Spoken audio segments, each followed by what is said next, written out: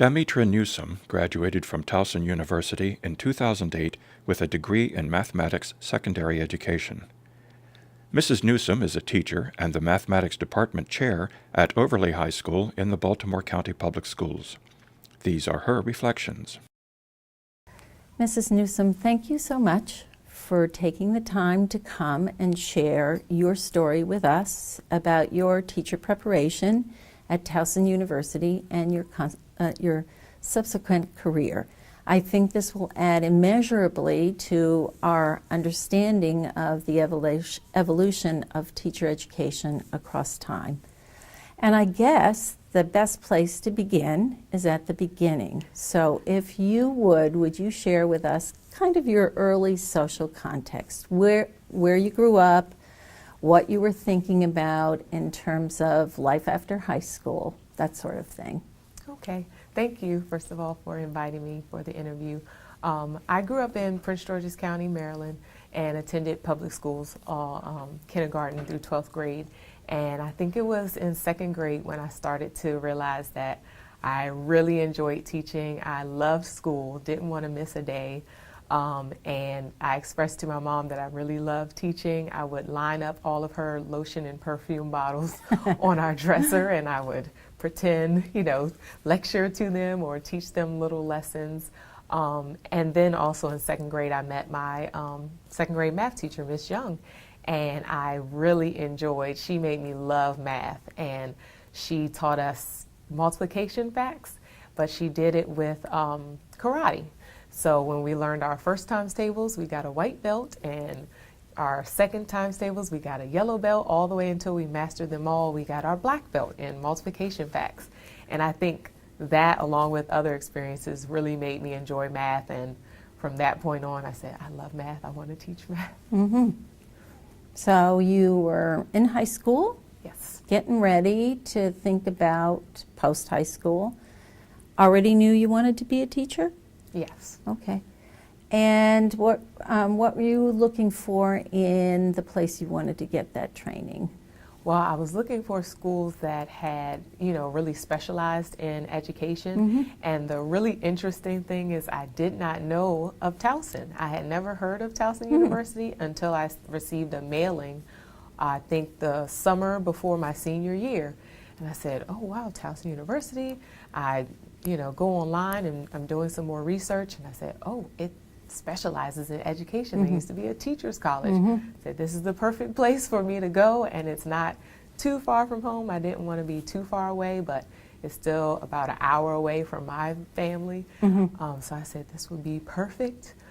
So I applied immediately, and they actually sent someone from Office of Admissions to my high school in October of my senior year. Really? And yes, and I had all of my paperwork done. I had my counselor filled out everything. The only thing I needed was my transcript. So I walked over to guidance with the admissions person. Mm-hmm. They got my transcript and looked over it, said, you're in, you're accepted. Wow. I said, yes, I'm going to Towson. And that was in October of your senior year? And that was in October. Well, how wonderful. Yes. To sort of have that taken care Yes. of so you could enjoy your senior year. Yes.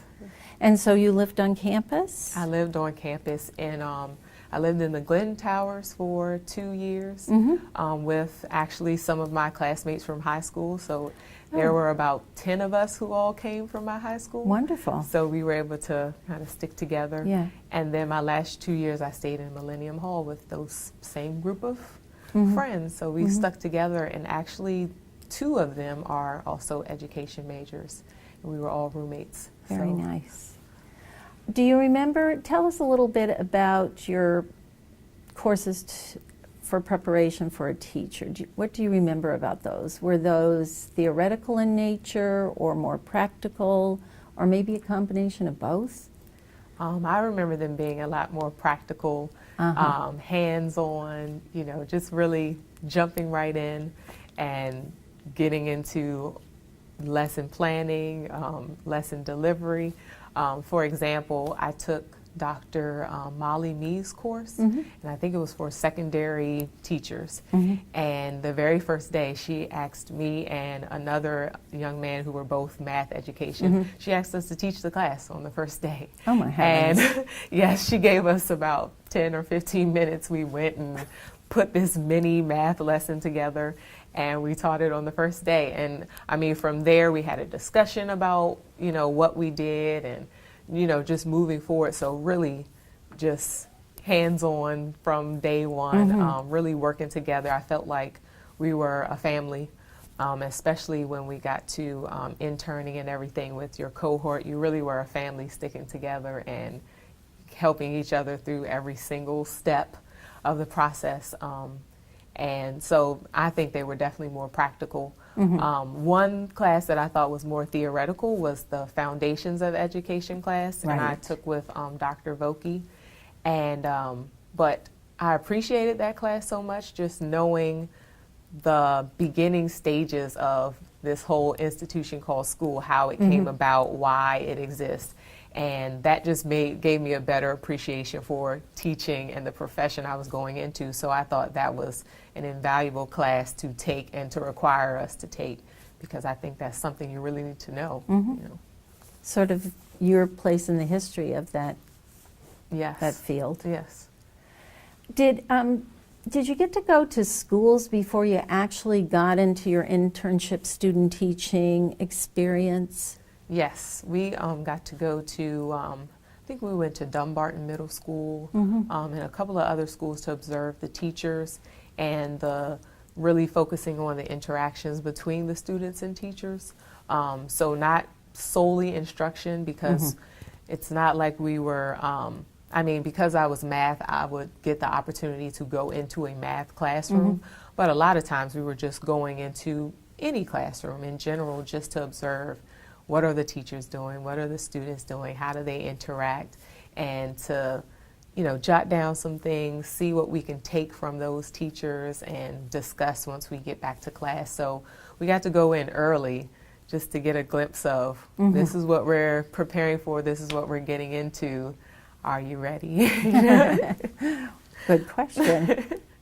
So your senior year, tell us about that in terms of when you were in schools and when you actually at what point you got to be the teacher of this class. Well, for the first half of senior year, we were more so, we got to teach here and there, but we were more so in that observing role, again, just making sure we saw what the teachers and students were doing, got an idea of the flow of the classroom, the flow of the school, so we would be prepared once we went back in the spring.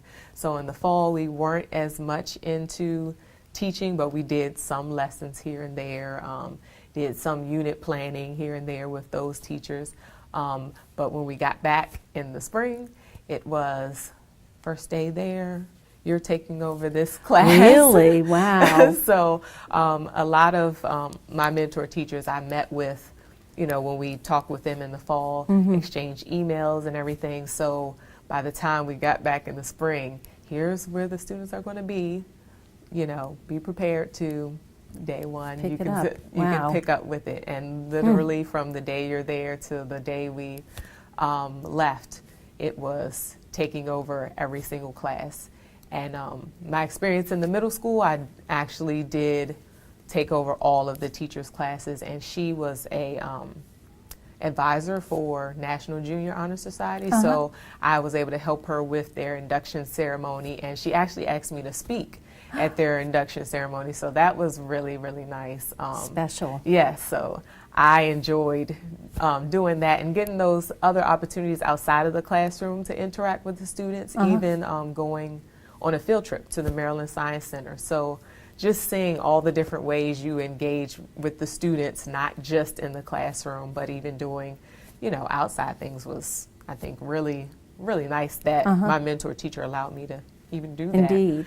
Now, did you interact with parents at all? Yes, we went to all of the parent-teacher conferences, either sat in on them, or when we took over teaching, we were meeting with the parents because we were the teacher at that time Yes. and assigning the grades and everything. So face-to-face communication, phone calls, emails, it was all us that we were doing, and our mentor teacher was there to kind of provide that support for us and, you know, reassure the parents everything's okay, Sure, they're doing or they're doing fine, you know. So. And how we did long that. were you, how many weeks were you in a middle school setting? So I would say Was maybe it sort of 8. It was half and half. So half the semester was in the middle school, and then we ended at the high school. So I was at Owings Mills High School for the second half, and that mentor teacher taught all of the upper level math classes. Oh my heavens. So that was pretty challenging. I didn't take over all of his classes because he taught AP statistics.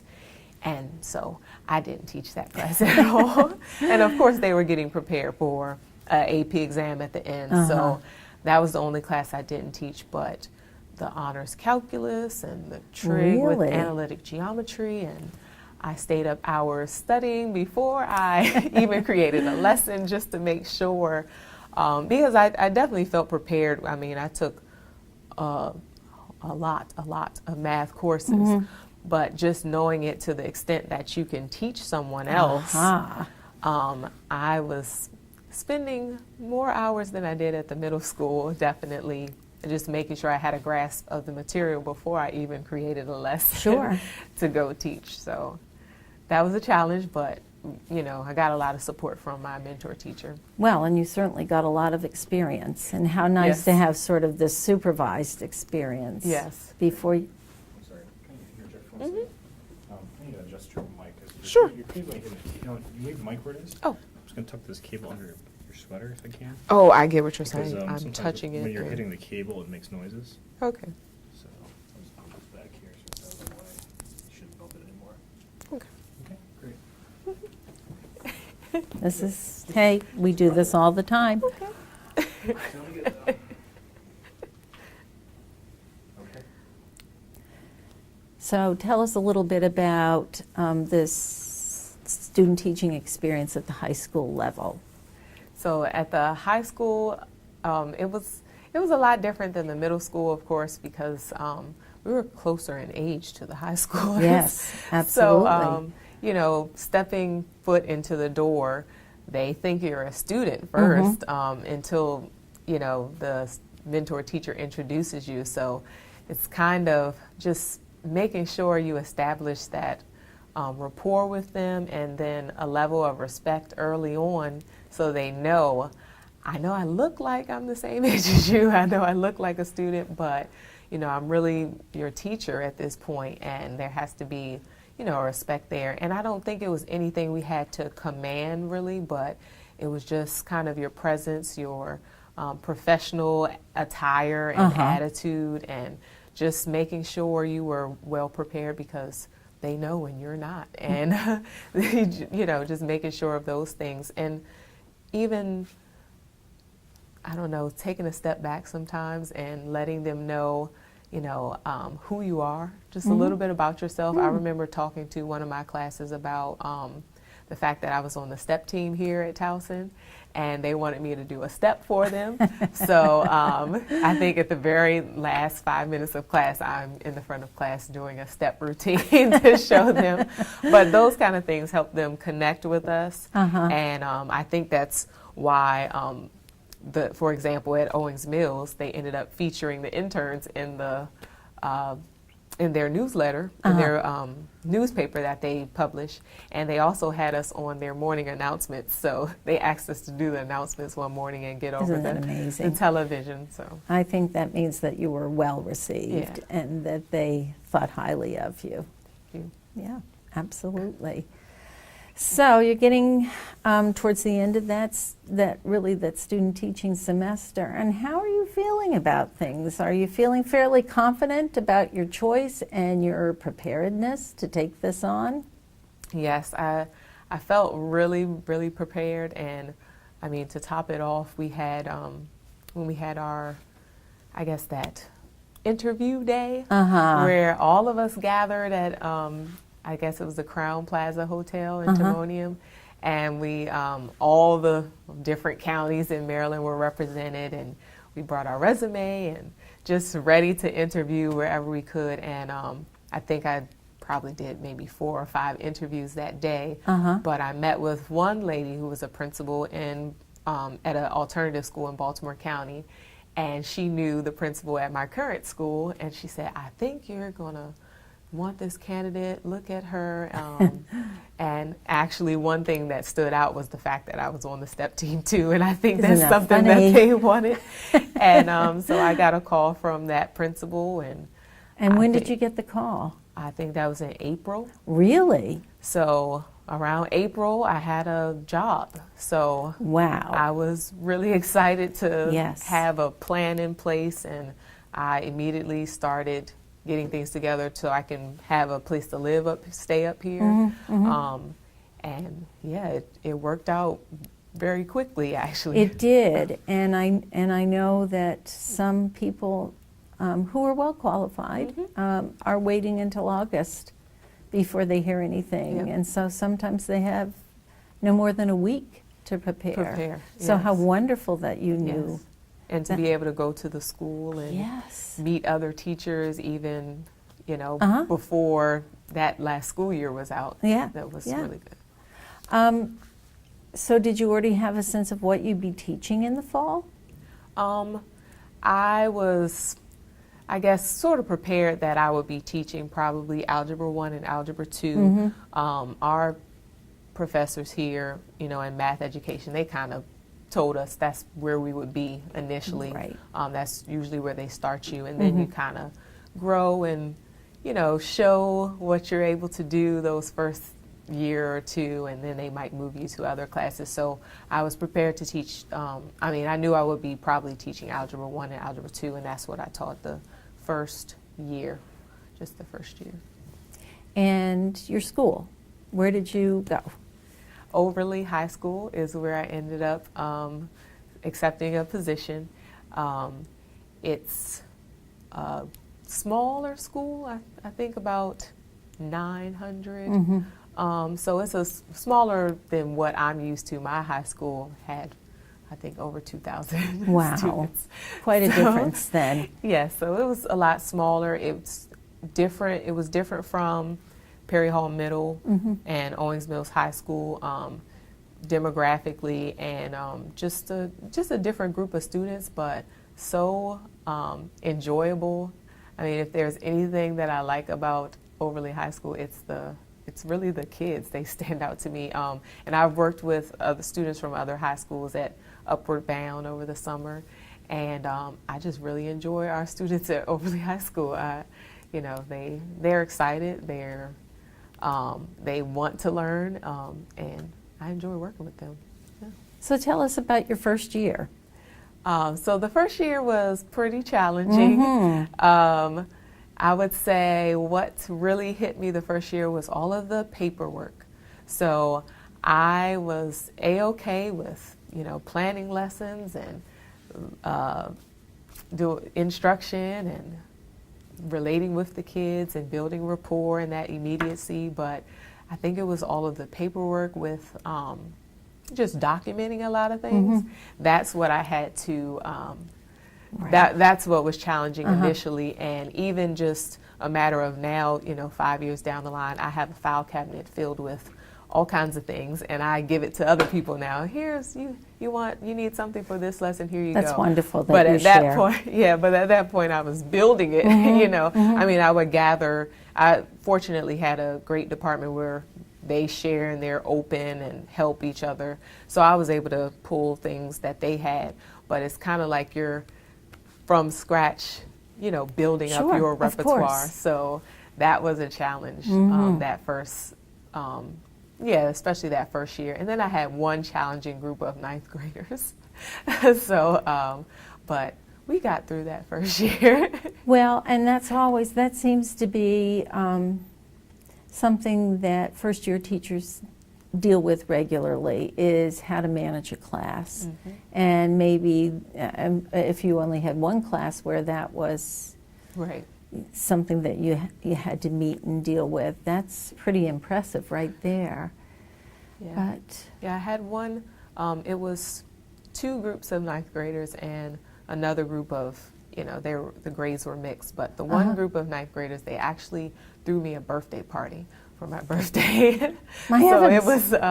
it was really nice because they surprised me. They had another teacher call me out to a different room, and by the time I came back, there were balloons and cupcakes and a big card that everybody signed, and I didn't even think they remembered that my birthday was so when did that day, happen? When's your birthday? It's on June 9th, so it's actually at the end of the school year. Yes. And so this was your difficult group? This wasn't a difficult group. This was a different group. But that other group came around. I actually ended up being the class advisor for that group of ninth graders who just graduated last year.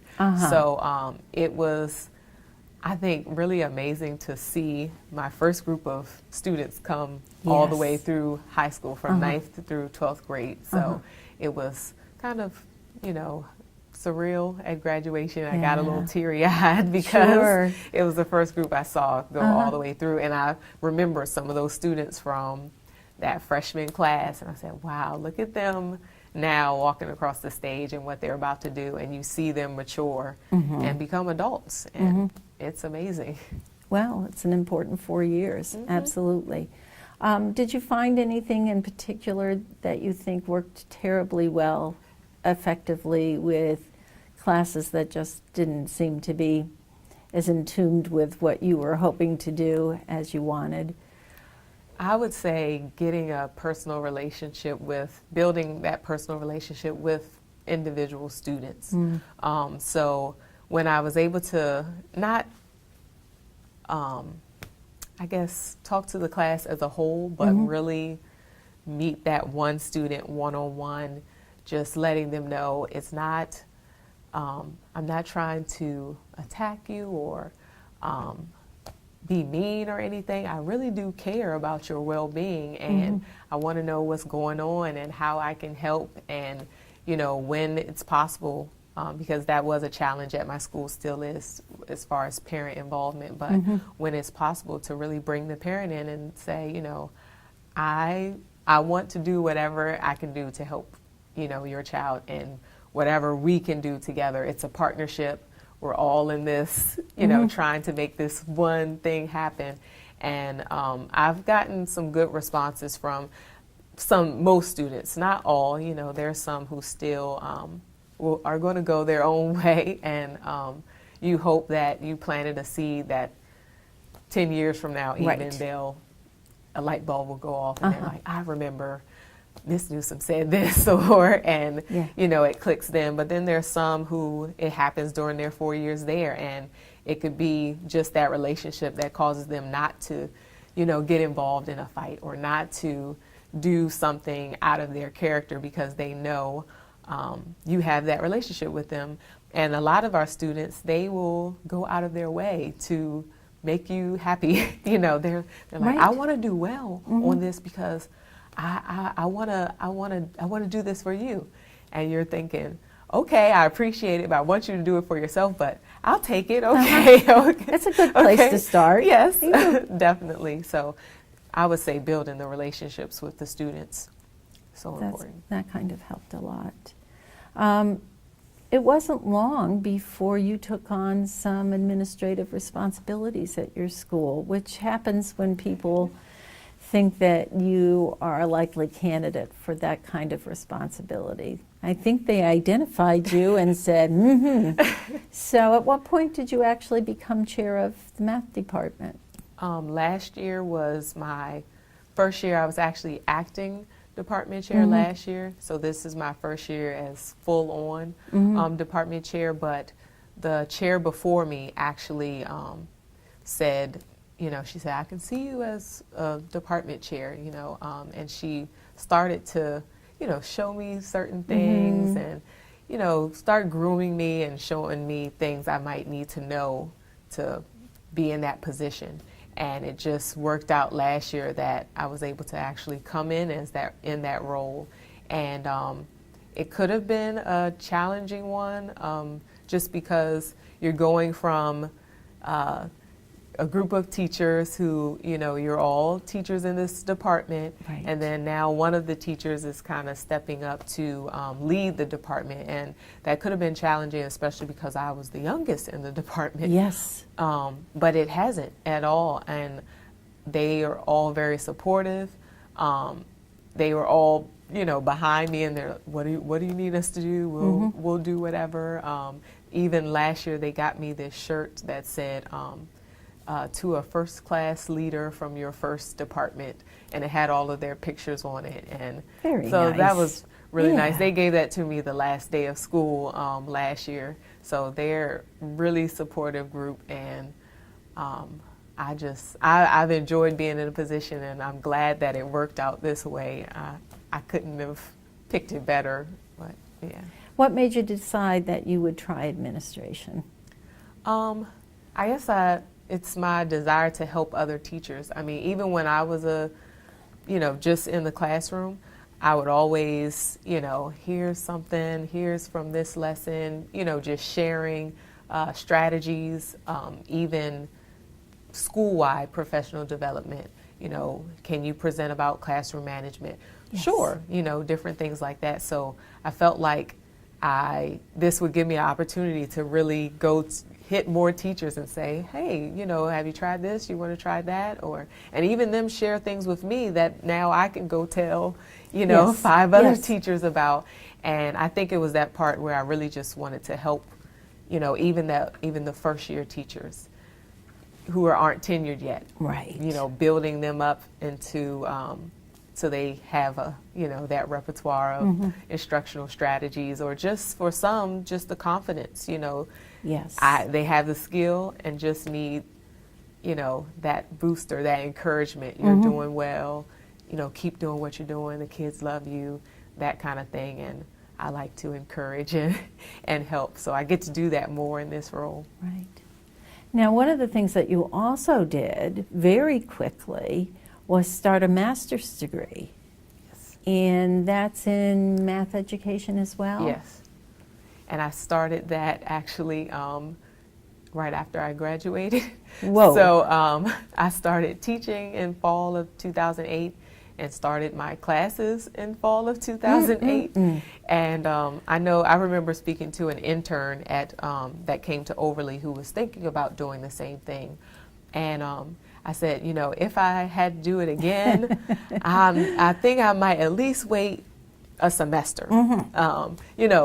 A year even, but I said at least a semester, wait till the spring or something, because that definitely made the first year that much more challenging. Yes. Because the time commitment, especially those initial years, it's a great deal of work that you're trying to get accustomed to. A lot of things, actually, and I mentioned the paperwork before, so it's a lot of things you're trying to grow into, and then to have classes at the same time that you're trying to do lesson plans, you're trying to do homework, and it just so happens I had to take one of the toughest math classes that I had to take for the grad program was that first semester. Oh, no. So I remember meeting with, we had 2 mentor teachers at the school, and I remember meeting with one and just having a slight meltdown because it was overwhelming. I had a observation and a midterm, like all at the same time, and I said, this is a bit much.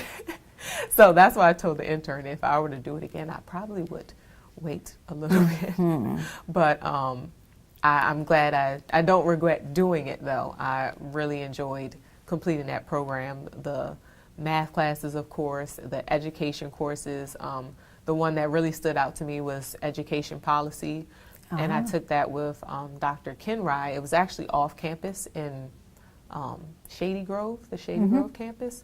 And that just gave me another glimpse of another facet of education, and something that really piqued my interest, even just looking at some of the different think tanks we had to look at, some of the policies and how, policies that are in place now, things that we do now and how they came about. And it it was kind of like that foundations of education. It's like, oh wow, this is the behind the scenes, what's going on that causes you to now on the front line as a teacher do certain things. So that really piqued my interest taking that course. It is really interesting. I noticed that in your materials you talked about things like Common Core, and that's a huge policy generated change in, might not be too much of a change, but regulation, expectation in education now. Yes. And so that clearly is something that your school, obviously your county and the state of Maryland, are very much involved in. Yes. So. And it's nice to see Towson's name right there with it. I know anytime we speak about it at school and we go to our educator effectiveness academies, Towson is running those programs, and it's just nice to know that your school is, you know, on the front lines with this, and, you know, staying current and, you know, helping with a lot of these initiatives. That really gives you a lot of confidence that you really learned a lot while you were there, and you really are very prepared. And even just, I felt confident going out, especially, you know, just saying the name Towson University. Yes.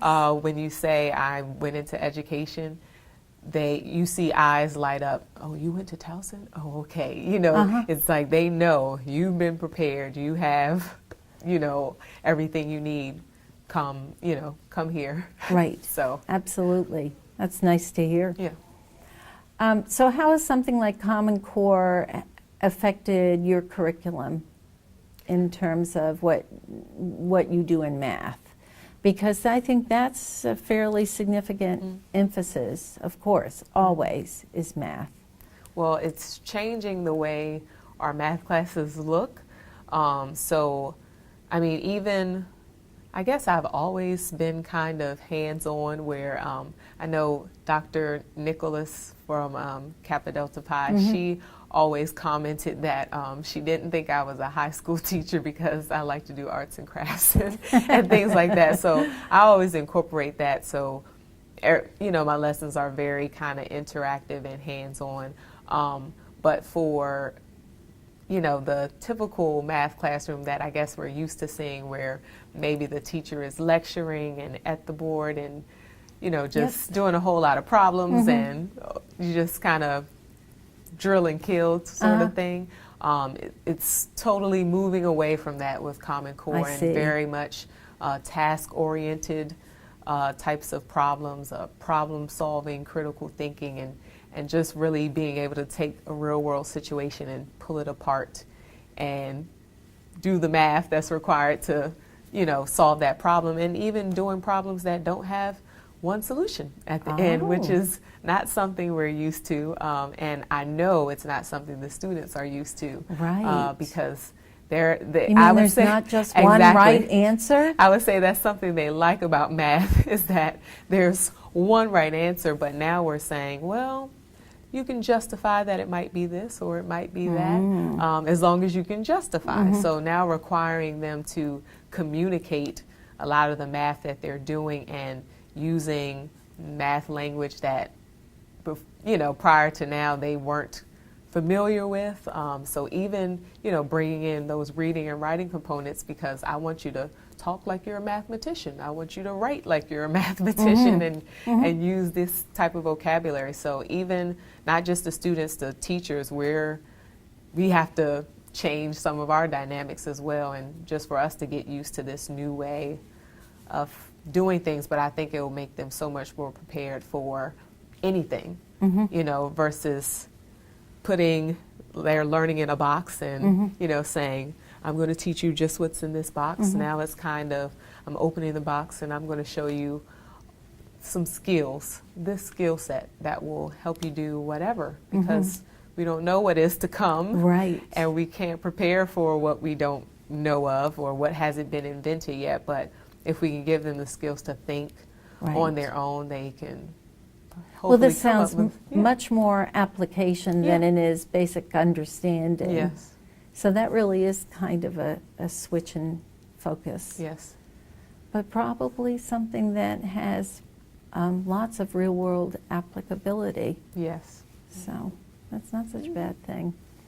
As you look to the future, what do you see for yourself?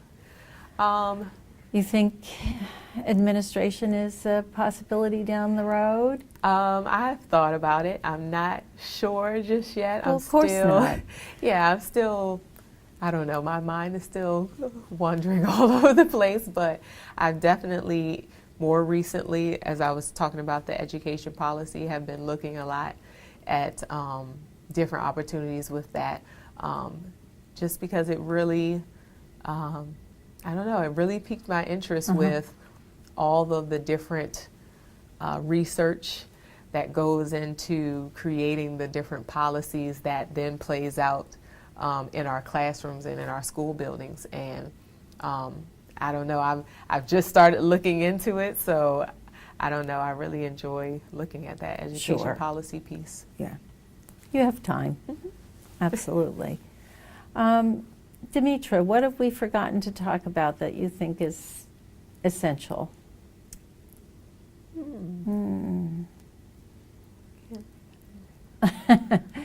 Anything you thought, oh, that's a good story, or that illustrates something very well? Anything? Oh, I did think of one thing, I think. Something else that really made the experience here at Towson really nice and made me feel very prepared was also, in addition to my education teachers, was the teachers in the math department who were math educators. And I thought it was really nice to have professors who had been teachers, because not only did they tell you, you know, best practices, they actually showed you and modeled it in their own instruction in class. So I think that was invaluable, because you got to see it face to face. Each day you went to class, they were, you know, had engaging lessons every time you went to meet with them. And so I think that really helped Yes. with that experience, because they weren't just professors, they were actually teachers, and they had been in the classroom. They had done what you are about to do. So they had a lot to offer and tell you about their own experience that helped a lot. Okay. One last question.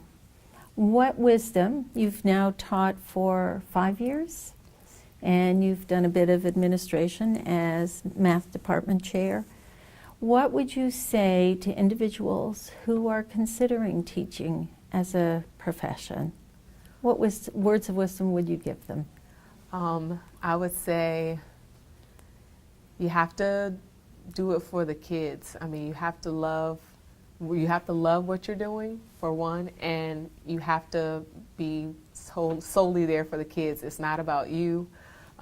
Don't take anything personal, because the kids will have their up days and down days. So, you know, don't take it personal. You know, it's nothing against you necessarily, but you're really there for them. And you have to remember each day why you got into the profession.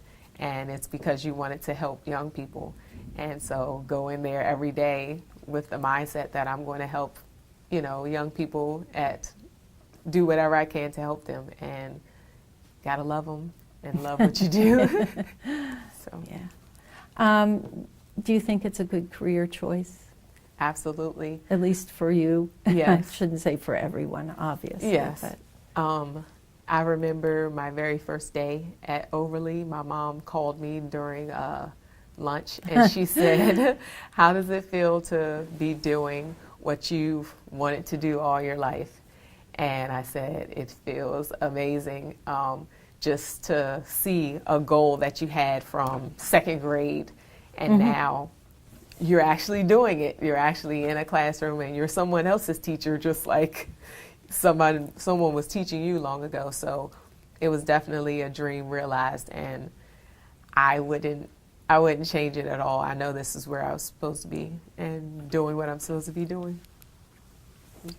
well, thank you for sharing these things with us. Thank you.